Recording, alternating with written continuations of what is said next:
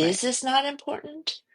Is this actually something that's going to have major consequences? That is actually a question you should be asking yourself with regard to time sensitivity. Are there significant consequences to me not doing this right now? That's Yeah. what should define urgency.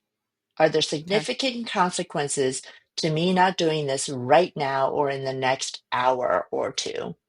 That's what defines urgency. And you'll find when you ask yourself that, most of the things are not going to qualify. Hi, I'm Cheryl Medeiros. And I'm Colleen Hungerford. And this is We're Doing This Right, right? A podcast for the whole woman, mind, body, soul, and business. It's humor infused, as real as it gets, inspiring, and you'll walk away with real usable tools for life and business. If you love what you're hearing, please share with a friend, subscribe so you'll never miss an episode, and rate and review whenever you listen. So find your earbuds, lace up your walking shoes, or cozy up with a beverage of your choice. It's time to dig in. Who's doing it right? Anybody doing it right? Me, I'm raising my hand. Oh, Colleen, you go ahead. Go ahead, Colleen.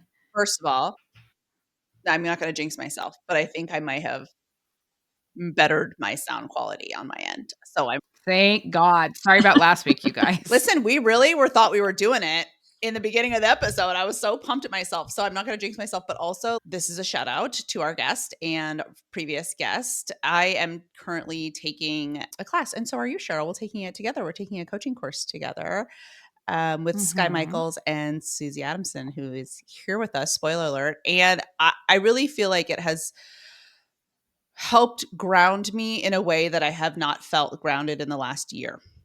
And I will geek out and tell you all about it, but we should introduce our guest, our friend, our third host. Susie, our mentor, our friend, our amazing hero of life. Susie Adamson, who is a productivity coach who helps people get shit done. Yes. Love it. Yes, Welcome, man. Susie. Welcome back. Thanks. I love being here. I feel like I'm with you every week. As it is when I'm listening, I'm like, I'm just talking to you as I listen on the radio, on Spotify or whatever. I text you guys, right? Like, oh, I loved when you said this, or this is interesting. Yeah, So, or don't do this shit anymore. You guys don't be whack. Be very clear that Susie is our biggest fan, but also, and I will not say critic, but she also is the person that holds our feet to the fire the most, I think. And I love that so much about you, Susie, is you will not let us be on our bullshit. Like, you will just be like, nah, man, like, I think that was whack what you said. Let's talk about it. Let's have a conversation about it. And I love that about you. well, And I think it's like what Cheryl, I feel like this was your topic on when you were on some other podcast. I feel like I saw something on social media about this, how different perspective, like multiple perspectives is what yeah. really sharpens all of us, right? I love that. And I just feel like I don't critique you guys so much as No. I offer my perspective of, oh, I heard it this way, or maybe you could, think about this in the future. Yeah. And I love it. I love that. I appreciate it because we all are this, like, we've all grown up in our own story, in our own world, and without exposure to other perspectives, we're not wrong for not having the other perspective. We just have not yet had the exposure to it. Right. So putting yourselves in positions to receive the feedback, read the books, learn about other things. That's how we're going to do it. At this time in life, I don't have a shitload of time to read, so I rely on Susie to tell me, girl. Well, and that's an interesting, I was just gonna say that's an interesting point about, like, we use the word ignorant with negative connotations, but ignorant really just means that you haven't learned or you don't know about something. And I think that that's really an important definition to remember, is that we could be ignorant about something, but it doesn't mean that we're not willing to learn it. It doesn't mean that we're not interested in learning. It just means that we haven't learned it yet. And I think that is something that we are all bringing to each other every day, right? It's just different perspectives and different opportunities to learn and which is great. So Yeah, I always say you don't know what you don't know, right? Yeah. Like sometimes you're not even aware of your blind spot. So yeah. And to your point at work, and what I was discussing on that podcast was, I do all my transactions with a partner on them, not because I need a partner, but because I want a partner. I want the, obviously, support physically and mentally. But then I also want the different perspective because I see things from my lens. Mhm. And I think Susie, you maybe initially talked about this maybe when Rachel and I maybe had a disagreement on a transaction or something. And you said, I think that's so helpful because I'm not looking at this offer. I'm not looking at this strategy. I'm not the only person that's going to receive this. So it's not only my mentality that's important. It's to get broader ideas. Yeah, I used to do this Yep. with my former business partner, Bonnie. We used to say in our presentations, we're going to give you different perspectives at times, and we think that's in your best interest. Yeah. And, she and I Mhm. used to talk like we try not to argue in front of the children, but so we're mindful, right? Like not ever stepping on each other, but we do try to offer different perspectives when it's helpful. Yeah. Mhm. I think Love it. it's wonderful. Well, that's not what we're talking about No, today. No, Oh, but sorry, we could. Colleen. I was just gonna say, I think all of these always goes back to everything that we talk about in circle is just like creating your tribe and creating and talking about and thinking about who you're surrounding yourself with and who are the people that you're going to, like I'm now a team lead and I go to you guys, right? For as my squad, as my team, as my board of advisors is what I like to call you guys. and I I love that term. and you're both in totally different markets with totally different ways of transactionally doing real estate or whatever, but that is super helpful, I think, for me. So, and anyway, Mhm. and to circle yeah. back, even though this isn't what we're talking about, I find the whole idea of the Clifton Strengths, which you guys had Rachel Mhm. Weiner on about, has been super helpful for me in this area, right? So Mhm. now, like, I think about, right, Cheryl is a woo person. So, how can I provide input in a way that Mm. can recognize that strength of hers? Do you know what I mean? So she Yeah. can hear my input differently. Oh, How I can love I that. frame, right? So, like, it's really opened my eyes to not everybody has the strengths I have. Like I just thought, oh well, everyone's a connector. Everyone knows how to make these connections. And I've actually just been watching this guy on TikTok who talks about how Koreans and Japanese in particular have this skill. In Korean, it's called nunchi. I think I've mentioned it before. In Japanese, there's another term for it, but it is a particular like societal norm that we have that I guess not everybody has in every culture, which is to read the room and Ah. to make connections through things that are not said. I thought that was Mm-mm. common. Do you know what I'm saying? I just thought that Yeah, was like like universal. right. And so Mhm. and the point he makes, which I think is so good, and I of course forwarded this as I do many things to my husband. And what is it? I'm pebbling him with Yes, pebbling. Yeah. information. I sent him this because it has particular impact on our relationship because I expect him to get things I haven't said. And this is not just male Mhm. female thing. It's a like I expect Cultural. him to read my emotions, my feeling like, and I tell him all the time his nunchi sucks.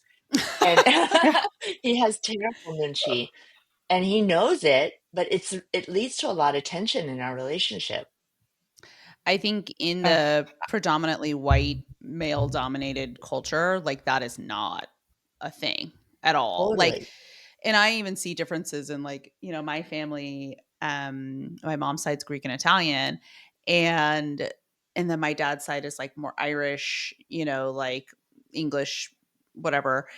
None of them, my grandfather was first generation, but on and my mom's side, but everybody else has been here, right? Like, but the differences in like, in Greek and Italian families, it's very loud, right? It's very main character energy. And there's not a lot of people who are looking to see. And if they are, it's the women who are really much like trying to read the room, also trying to get the gossip, trying to understand what's going on with that people.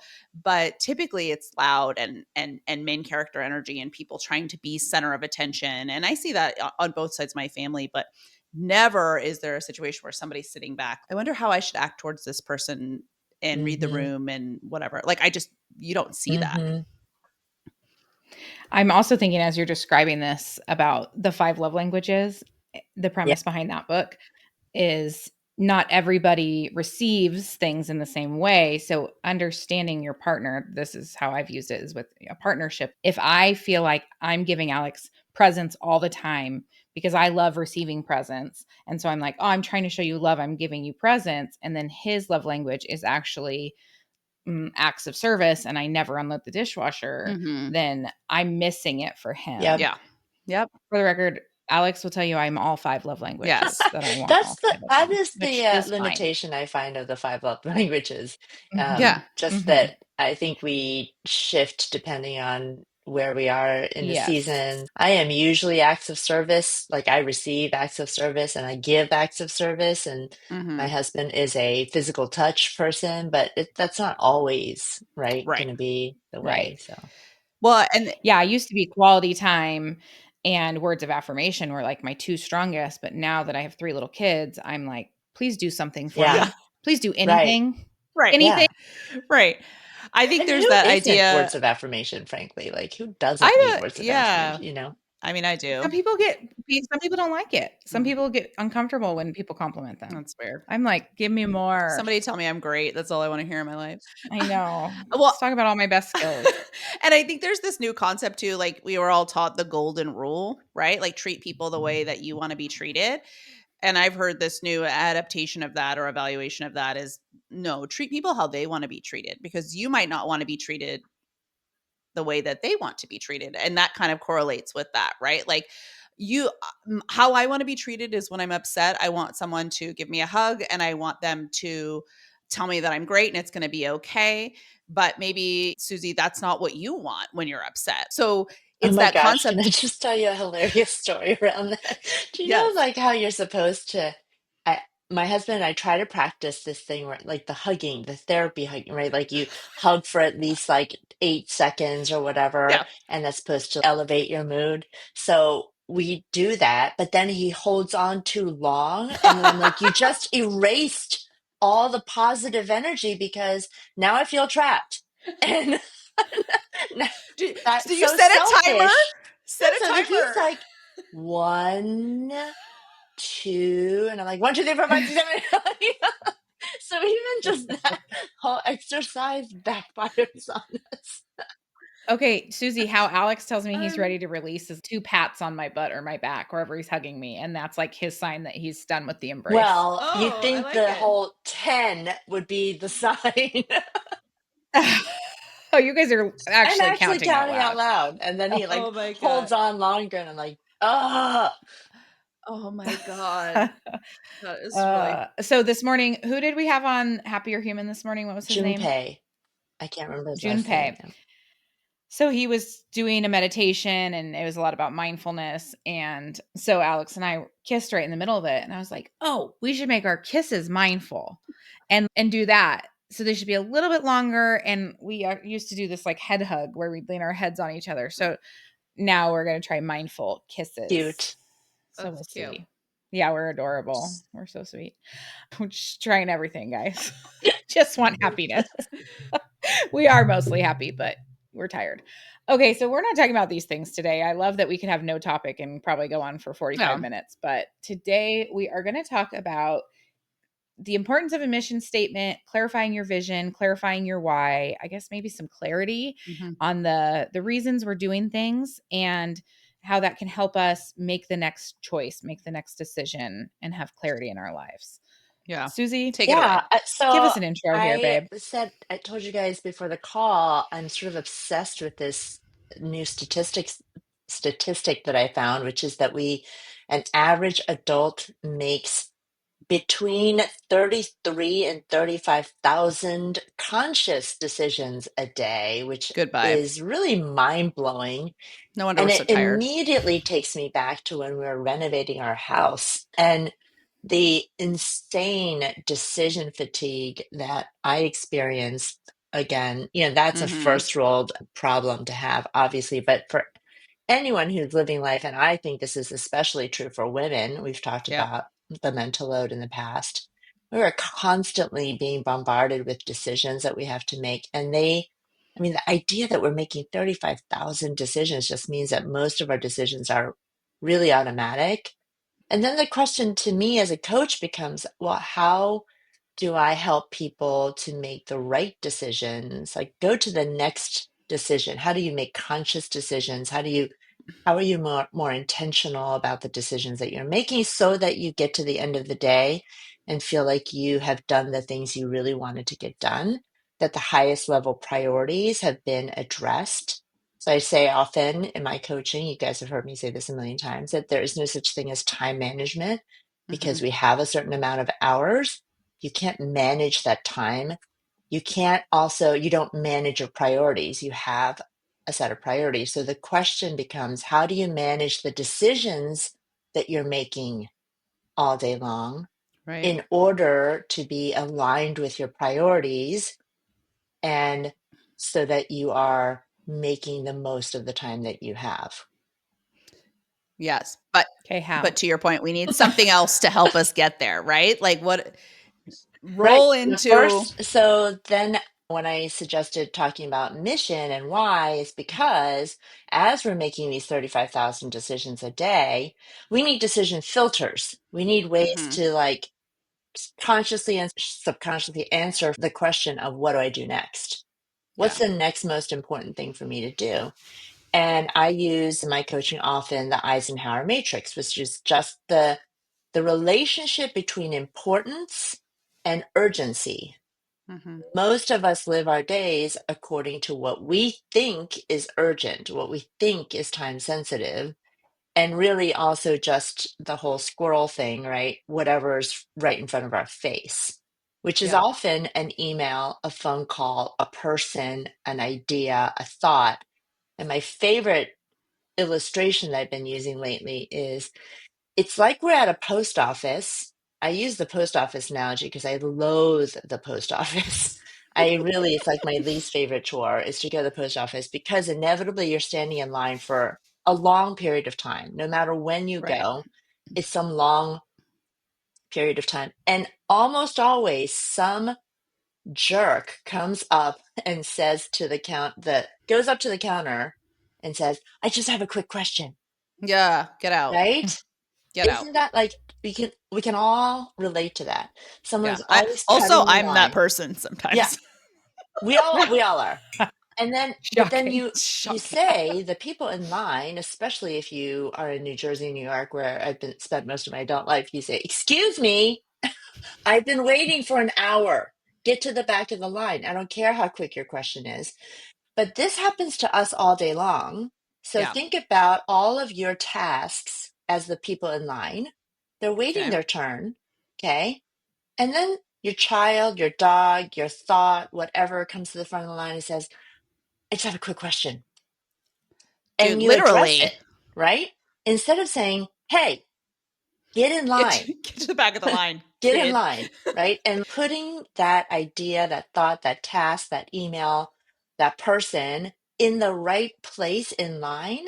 We don't do that. We just say, okay, fine, just ask me the question and then get out of here, right? Yeah. So if we think about that during the course of the day, when you have a distraction of any kind, whether it's a person, a thought, a task, writing it down then allows you to put it in the right place in line. Does Yeah. that make sense? You So, just did the real Yeah, and yes, Compass, if you're listening, if we could please prioritize our task yes, list yes. in the software, that'd be very helpful in putting these fuckers in line. So then, like, Yeah. as you're looking at the line, as you then scan your task list, which I've talked about a million times in my reels, Mhm.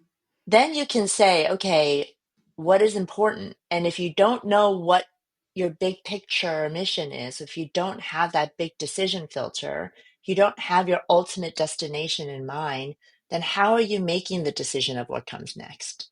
Yeah. Right? So a lot of people don't think about their mission, don't think about their vision, don't think about their values, don't like, they have it in their heads, but they don't really write it down. They don't articulate it. They don't like synthesize it and really like chew on it and put it on a post-it note like I have on my monitor. They don't do that. So that when they're making the decision on what should I do next, it's really not based on the right criteria. Right. Yeah, I think there's a couple things here. One, it would be interesting to see how many people have a mission statement for their business, but also For in their life lives. Yes. too, right? Yes. I have a life mission statement and I have my business mission statement. I love that. And the And how often are we looking at it Yes. Mhm. and then using it as our That's filter? Yeah. right. I have on if I'm at my desk, right? This is how I use my computer. If I look over here, I have two framed things. One is my vision board. I have it framed, right? Because that gives me like a very clear idea. It's actually my vision board from 2 years ago, but it's still there because it's still impactful to me. And then on one of my coaching retreats I went to, she had us write 3 words that to like sum up what we were trying to achieve that year and what we wanted to focus on. So for me, it was maverick, revenue, and connection. And so I have those 3 words that I just look at so that kind of if I get distracted, they're right there. And I'm like, oh shit, yeah, okay, this is what I'm focusing on. These are the things that I should. Exactly. And that's what Yeah. it's meant to do. Like whether it's a mission statement, whether it's your annual goals or your monthly Mhm. goals or your word of the month, like there are many different ways that you can set a destination for yourself, but you need some sort of pinpoint marker, right? You need to have something that you're aiming for. Otherwise, when you're asking yourself the question of where do I spend my time, energy, and money, you Mhm. don't know how to answer that, Right. right? When you ask Mhm. yourself, who should I align myself with? Who should I hire? Who should I fire? Which client should I take on? If you don't know what you're going for, then how do you answer those questions? Then like anybody everyone's invited to the party. And Yeah. like some people are more is more people, but that is not the way to grow. It's not the way to grow as a person. It's not the way to grow as a business, right?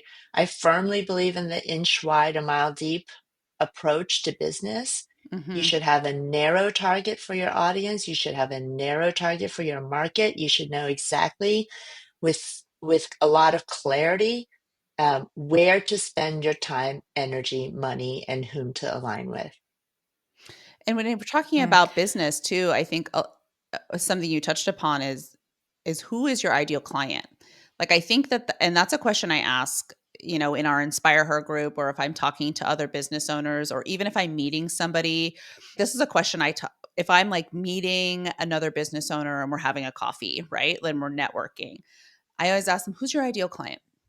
How can I connect you with your ideal client? Right.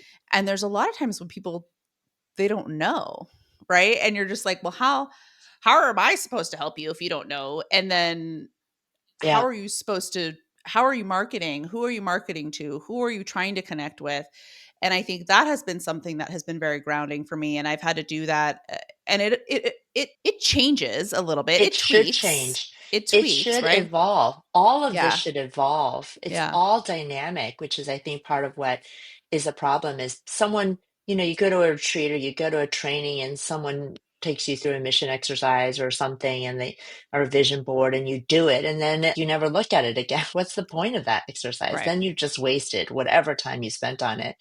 It should be the thing that you think about. Like I think about this in the shower, I think about this in the car. Like I'm always like, and this is what I start my reels with, right? Now I have right on a post-it note right in front of me to equip agents to work and live with greater purpose and productivity. And I'm always like, is that right? Is that really getting to what I'm saying? And then Yeah. I'll tweak it. I'm sure it'll change down the road, but it should be a living, breathing thing as you work with more people. So, what I was hoping we could do today is kind of go through some of the steps to help people identify their why, identify their mission, which then I'm like, was thinking about it this morning. I was like, oh, this is our vision to Visionary reality. reality. What we did last Yeah. year. So I was like, I don't have to reinvent the wheel. I already have a lot of the things we did ready. So the first thing we did when we did this exercise was clarifying your vision. Mhm. So a handful of questions you might ask yourself is when you think about success, how do you envision yourself feeling? Mhm. When you've achieved these goals, you're going to set what feelings do you envision yourself Mhm. having?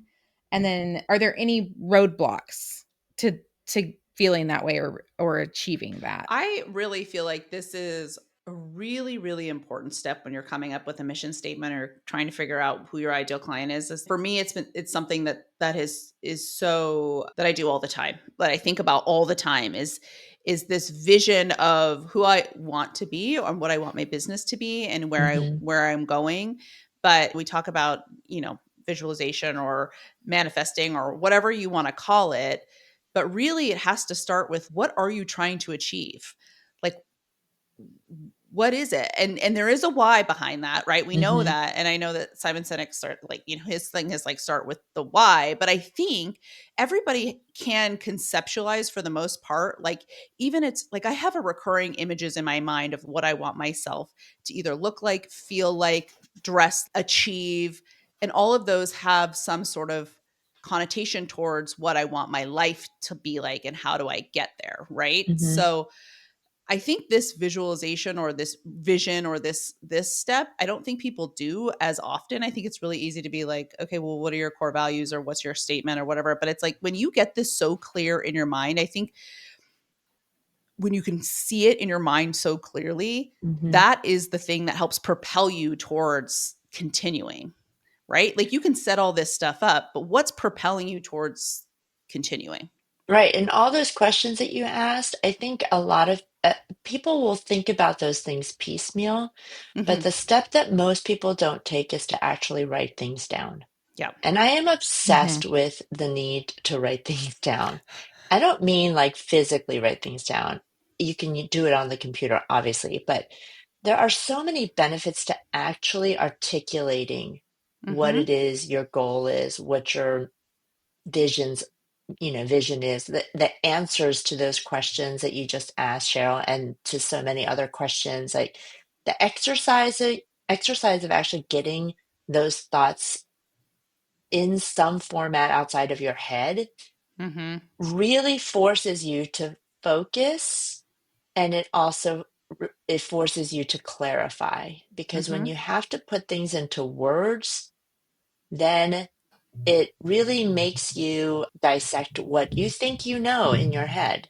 So Right. again, like people are frequently say, "Oh, I know what I know why I'm doing this, or I'm doing this because I love helping people," or I mean, they're just like very Yeah. general statements. And again, I will go back to, if people don't take anything else from this conversation, if the mission statement or your vision statement or whatever you're using to guide you isn't answering the questions of, how do I spend my time, energy, money, and who am I spending time with, then it's not the right mission statement. I will read mission statements from people all the time.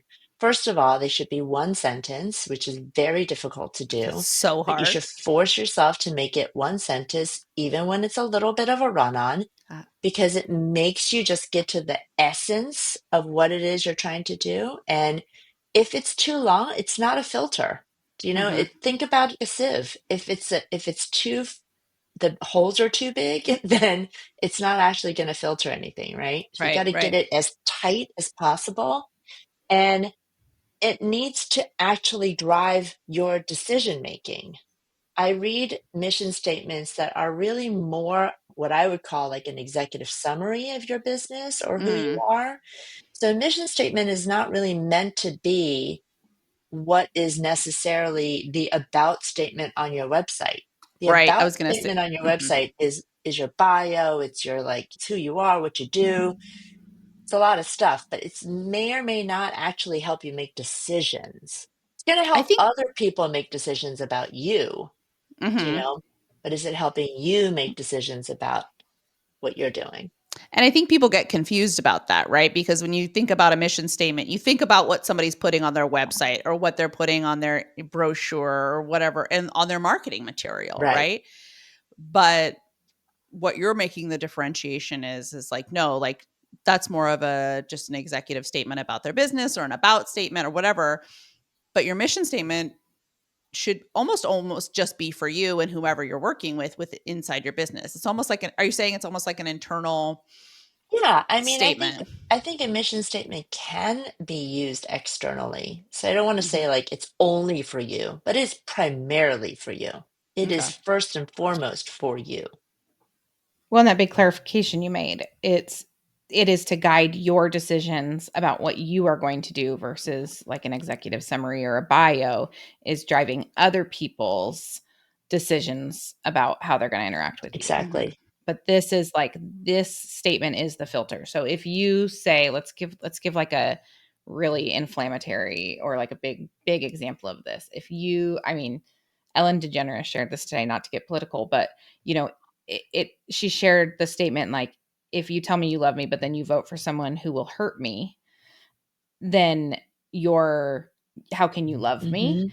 And so if your mission then is, I want to treat the people in my life respectfully and lovingly, and then you make a choice and it doesn't align with that, then your filter needs to work. If you need to be running choices you make through that. So if you're like, oh, I'm kind, I'm genuine, I treat everybody equally, and then you make a bold-faced choice that doesn't do that, then you're not in alignment with your mission.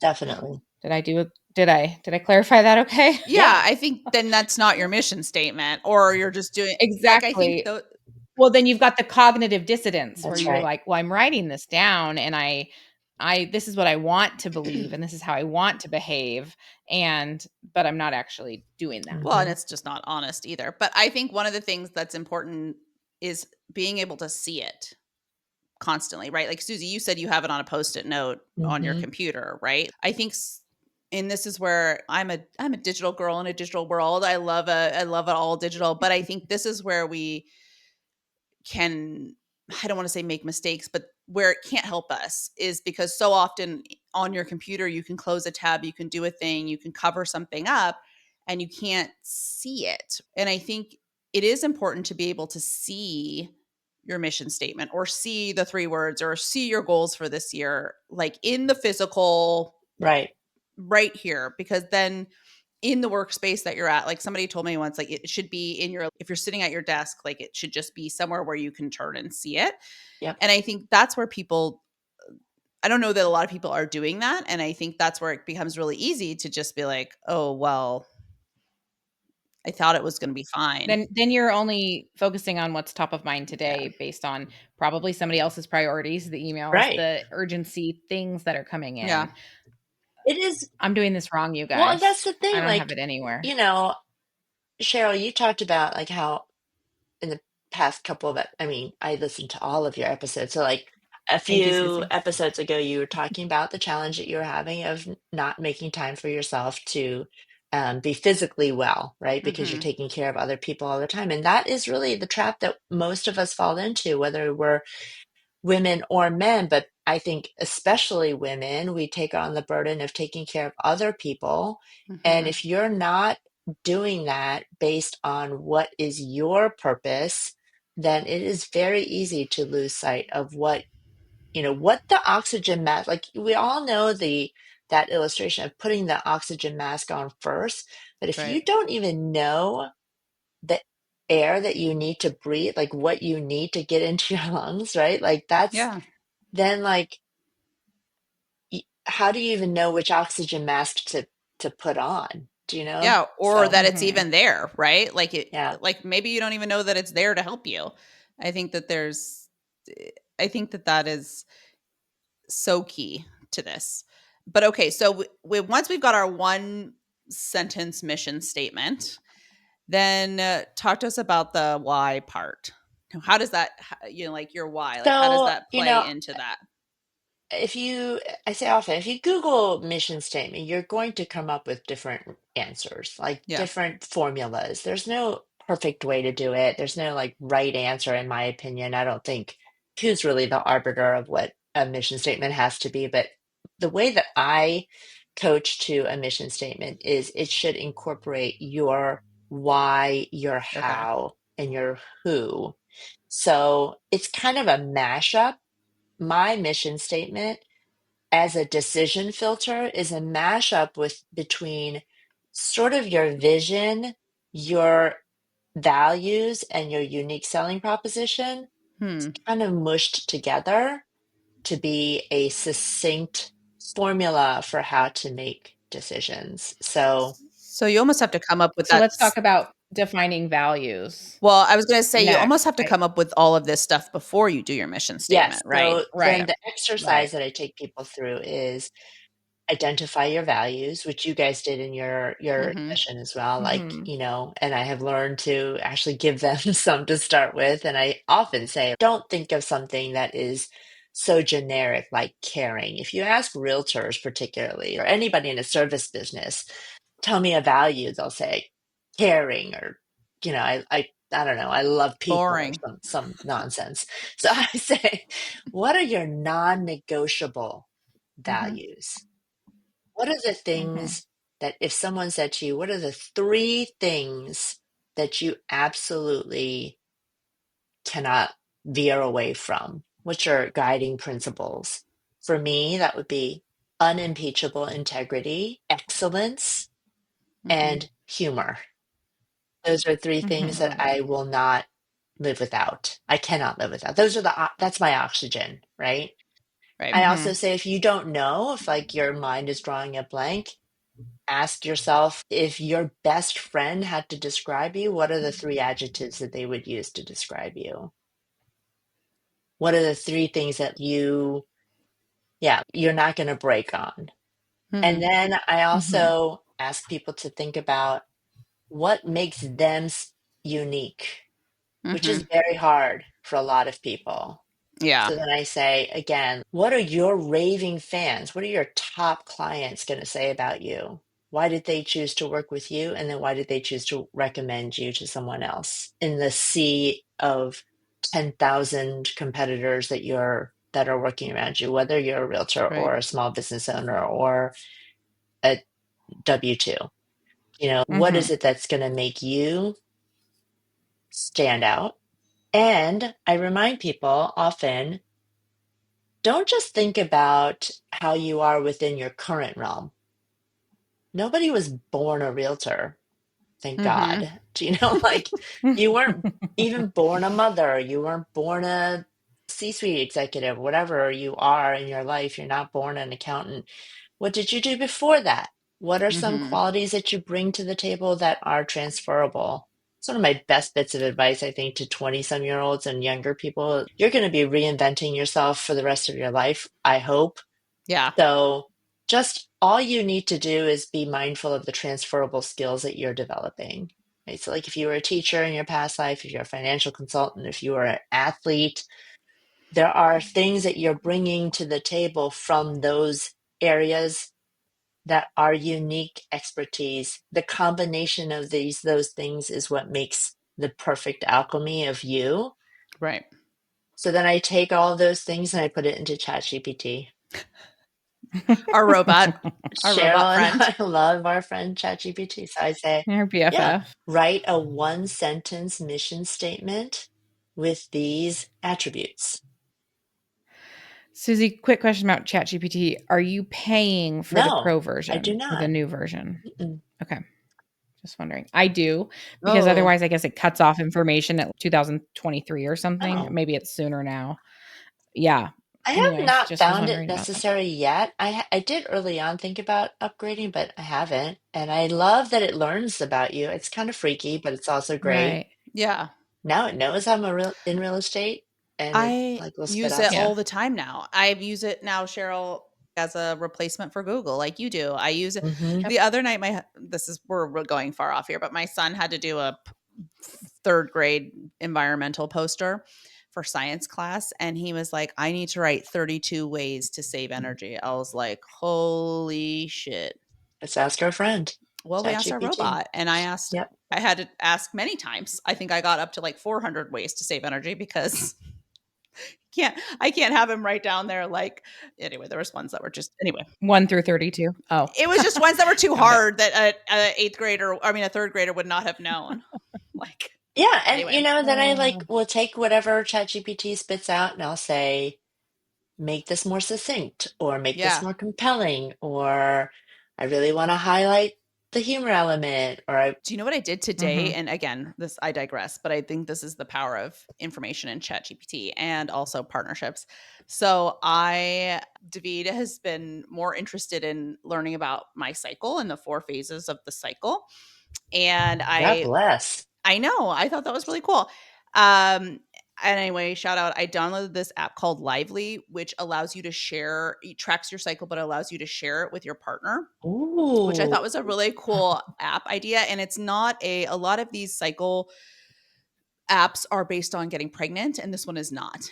Right. So it's more, anyway, he was kind of like, because you can share like how frisky you're feeling or not. And he's always like, why are you on -12? And I was like, oh,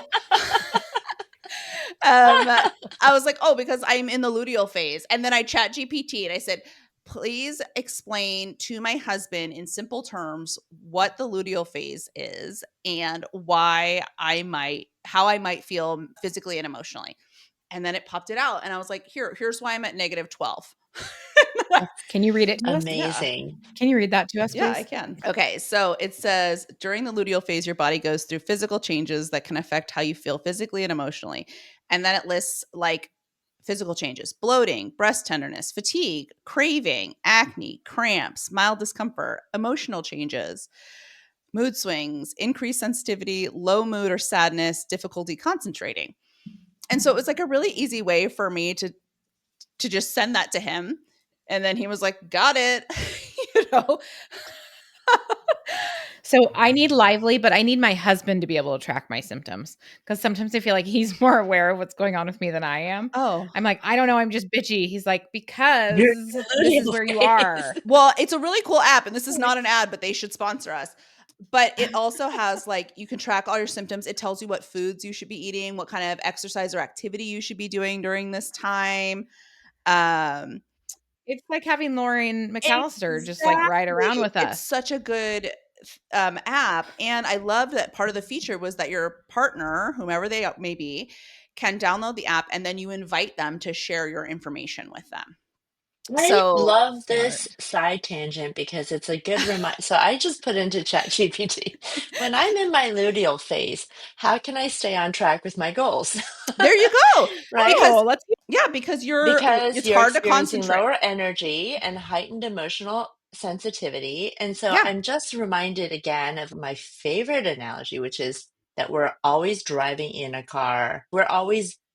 You're in, like when you're driving, you have a destination and you have to have a roadmap, right? Yeah. And so when you're in your luteal phase, in my analogy here, it's like you have a flat tire, Or the air is slowly going out of your tires. right? Shh. Yep. Or like you need some maintenance on your car, but you're still going, you're still driving. But if you don't, again, because you have a roadmap, because you know your destination, you'll still get there. You might just get there slower. Yep. You might have to take more breaks. You might need a tow truck to like take you to the rest of the way, but you And still your can be going in guardrails, the right right? direction. Yes. Susie, you're all about the guardrails, right? So this is when you might be bumping into those guardrails and you need those set up, your Yeah. task list, like all of those things because I'm tired, man. Like I Yeah. am so tired. And I go to my task list. And here's my question for you, Susie. When we prioritize these tasks as urgent or important, but when I'm feeling tired, I'm like, oh God. If I look at like, okay, you have to do your newsletter, I'm like, oh, that takes a lot of energy. I don't, mm-mm. This is why it's so important to know how to make these decisions, right? Yeah, Because if you've got everything written down in this task list, and like yesterday, I had a really busy week last week, and this week is a little bit slower. And so I'm trying not to actually like force myself to be quote unquote productive all the time yeah, yeah. and to use this week as more of a recharging time. But because I have a very reliable task list, I can scan the list and go, okay, in this sort of down week, do I really need to do this week? No, I do not. I can just snooze this till next week. And in fact, I advised a client yesterday.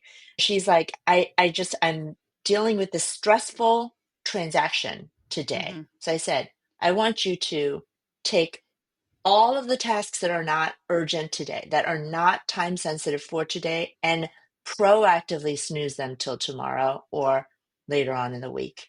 Get Yeah, them off your plate, but you know they're there. So yeah. you can release the stress of worrying that you're not going to get to them eventually. Right? If your newsletter doesn't actually have to get done today and you're not feeling it because you're in your luteal phase and you have lower energy, I'm don't do tired. it today. But Yeah, having it on that list tells you, releases your stress of saying, okay, I know I'm going to get to it. I know it's going to, that I'm going to be reminded to do it. You know what I'm saying? Yeah. So it's just not having a sense of purpose, first of all, will make it impossible for you to make the right decisions because you don't know, is this important? Is this not important? Is this actually something that's going to have major consequences? That is actually a question you should be asking yourself with regard to time sensitivity. Are there significant consequences to me not doing this right now? That's what should define urgency. Are there significant consequences to me not doing this right now or in the next hour or two? That's what defines urgency. And you'll find when you ask yourself that, most of the things are not going to qualify, right? Yeah. Well, this reminds me of, each time I took maternity leave, I was not a realtor at the time. So I took a formal maternity leave. My computer was shut off for a period of time, and people were still emailing me and they just would go unresponded. And I had done obviously a good job of setting people up with who to actually contact in my absence and blah, blah, blah. But when I got back from maternity leave each time, it was very easy to clear my inbox because I would start at the farthest long ago. Like, I don't know how to say that appropriately, but I would start back there. The oldest. Thank you. No, I Maybe did I have the a block same on that thing. word as The I'm farthest, approaching. the longest away ago. Less Yep. recent. Yes. Oldest. Yeah. So anyhow, I would start there because all that shit had pretty much already been taken care of. So it was delete, file, done. So it's like, obviously a lot of that shit, if I was in my day-to-day working during that maternity leave, that all would have felt urgent because somebody was pushing me for something. Right. But if you just let it go, it turns out it's not urgent. There's actually an agent in my market that I feel like that's her approach or strategy towards business is, if I just don't answer, most of the shit's just going to go Actually, a away. sales manager said that to me, that she gets so many requests and requirements. I mean, things that other people would think, like, I have to get this done right now. She says, I wait until the third time they remind me, and then I know it's important. I will say to the opposite side of that, you have to be the person who follows up and follows up and follows up. I think that is something Squeaky wheel. that I'm good at in my business is I don't ever feel like, well, sometimes I do, but I do it anyway. I don't ever feel like I'm annoying somebody. I take the viewpoint of they're probably really busy, so I'm going to keep emailing them. And nobody does that. I don't know. Because I want people to do that to me. Yeah. I'm busy. If I missed it, my God, please remind me. If that fell off my radar, like, I want to be reminded. So in the there are no words. What is going on with my brain today? I don't know. I cannot What's think. happening? It is 9:57 and Susie has a meeting in 3 minutes. So we need to wrap this up, as much as this is proof that Susie should just live here with us, because I could talk to you all day about everything. Yes. So Susie, before you go, if people want more of this or more of this guidance and helping people just get shit done, where do people connect with you and what does it look like? Well, I do try to post on Instagram somewhat regularly, little thoughts that I have, reels about how to live with greater purpose and productivity. So my Instagram handle, which I really should change, is Susie NJPA, SUSIE NJPA. My website is susieadamson.com. Super simple. Amazing. Love it. We will definitely put all that in our show notes, and any of the resources that we mentioned will also include in show notes. Thank you so much for being here and just guiding Colleen and I every day. Always through such a life. pleasure. I want to say one thing. If you're a realtor and Susie's not coaching you, what are you even doing with your life? You're missing So out. I don't care who you are or what you're doing or what you're listening to. If you're a realtor, Susie should coach you. And when she expands that business, if she does, to non-realtors, you should also be coached by her.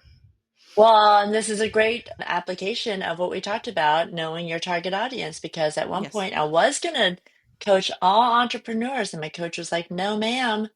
Yeah. No, ma'am. No, ma'am. Realtors, and if possible, only Compass realtors. But except for other me. than Colleen. Other than Colleen. If you guys think I quote Susie a lot on the podcast, you should walk around with me in real life, because I might say, well, Susie Likewise. says. I love it. I love that I'm having an impact. There's like a little Susie on Actually, everybody's maybe your shoulder. new handle should be Susie says. Oh, I love that. Let's see if that's Although Yeah, go see available. if that's I available. I was I don't know why I was searching for you on Instagram because obviously we're friends or whatever, but I started typing in concentration coach That's instead of my your name. TikTok handle. Maybe that's what it was. Maybe Yeah. that's why I Oh, was okay. doing that. So anyway, you have to All go. right. Well, thanks for coming to our Thanks for morning together, inviting everybody. me. Love Yes, you love you. guys. Love you. Bye. Bye. Bye. That's a wrap. Thank you for joining us on this journey of laughter, life, and growth. And remember, you're not alone on this path to success. We're right here with you every step of the way. Please remember to hit that subscribe button so you never miss an episode. And if you found value in today's conversation, we'd be thrilled if you would leave us a review on your favorite platform. Your feedback means the world to us. And don't forget to share this podcast with your friends, family, and anyone who could use a good laugh and some practical insight into navigating the challenges and triumphs of our minds, body, soul, and business. Remember, we're doing this right.